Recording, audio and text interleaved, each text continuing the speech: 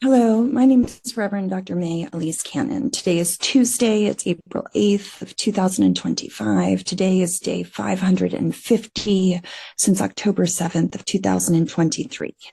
I'm now in Amman, Jordan. We just landed at about 11 o'clock at night, Tuesday night, and I wanted to give you an update about things that have happened in the last 24 hours or so. I wanted to start with the broader Middle East.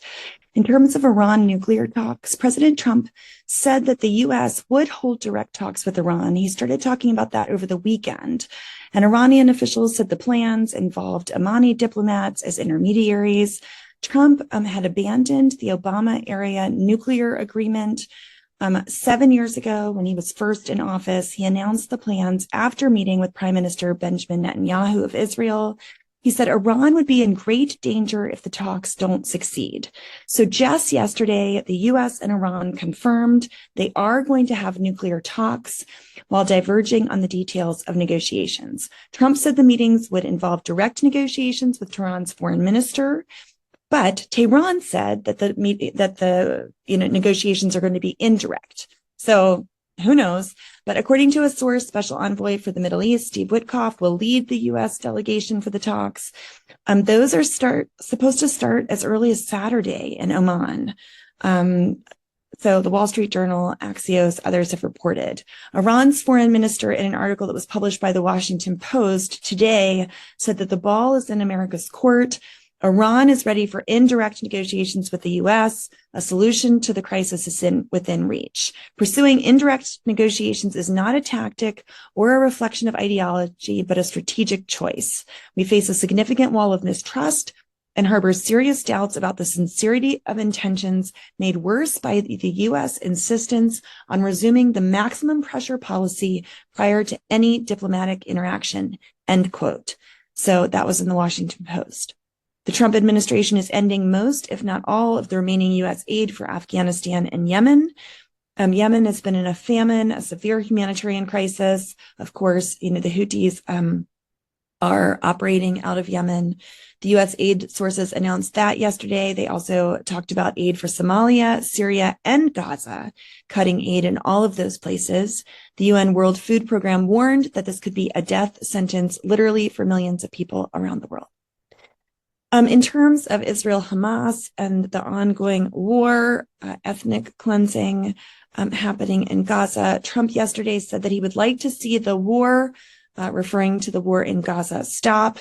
He said he thinks a cessation of hostilities won't be too long in the distant future.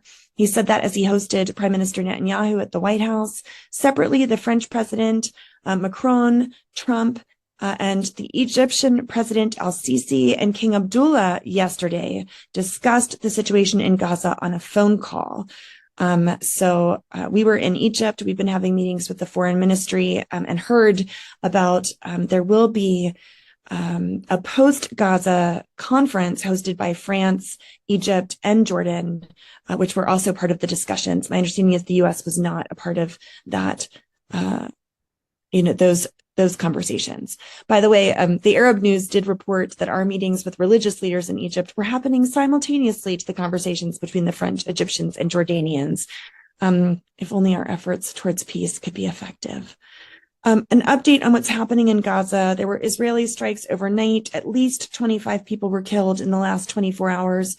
We know confirmed 8 children, 5 women have died. The Nasser Hospital in Han Yunis confirmed that another Palestinian journalist was injured by an Israeli strike on a media tent, and another journalist was killed. Witnesses say that Israeli forces were seen clearing ground and building watchtowers yesterday in parts of Gaza that have been seized by Israel in recent days. The offensive by Israel has continued to increase in its intensity. There was an incident in which Israeli troops, we've talked about this, where the 15 emergency aid workers were killed, and the video was found on the bodies of one of the aid workers that was in a mass grave. And that incident occurred, according to Israeli military sources, because of a sense of threat. That was a direct quote. The Israeli military claimed it had identified a Hamas presence at the time, and that 6 of those killed were identified as Hamas militants. But the Palestinian Red Crescent Society has called for an independent investigation about that incident. And many in the international community are up in arms because humanitarian aid workers and hospitals are supposed to be protected by international law.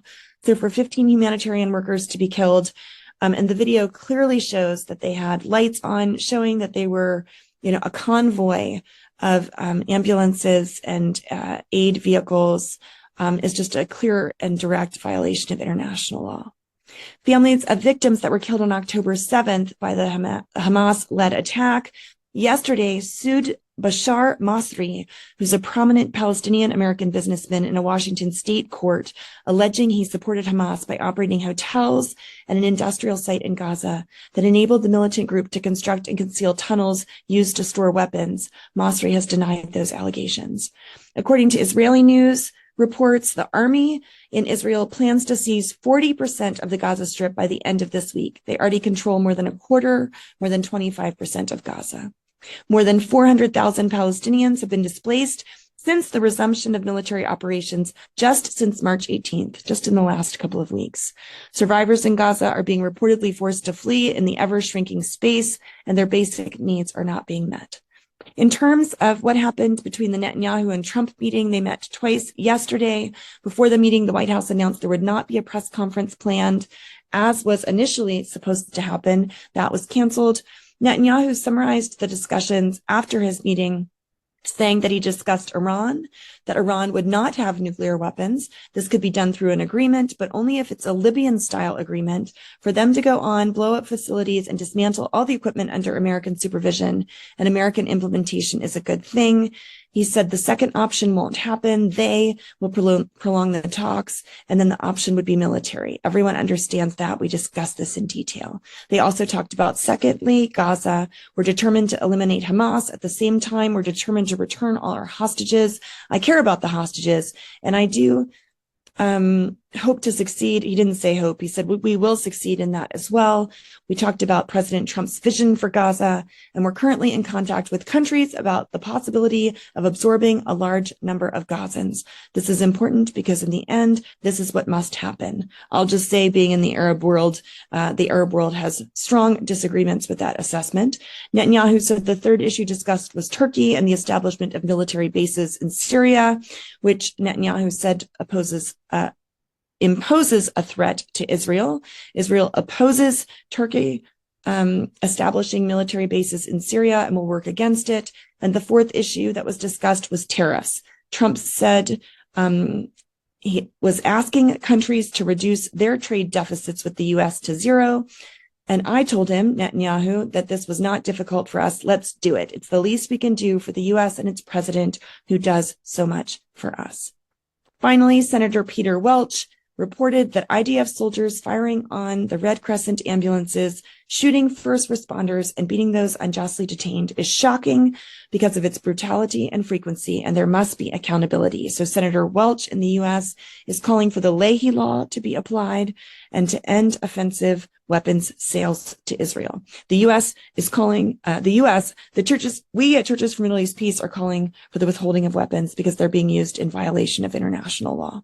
So that's an update from the last 24 hours. Continue in your efforts, call your members of Congress, continue to call for a comprehensive permanent ceasefire, for the attacks on Gaza, for all violence to be brought to an end. In the name of Christ, amen.